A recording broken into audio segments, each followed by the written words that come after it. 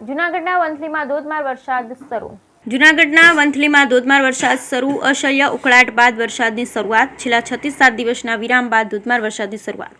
વંથલી સહિત ગ્રામ્ય પંથકમાં વરસાદ. ભારે ઉકળાટ બાદ વરસાદની શરૂઆત થતાં વાતાવરણમાં ઠંડક પ્રસરી. સોરઠ પંથકના ખેડૂતોમાં ખુશીનો માહોલ.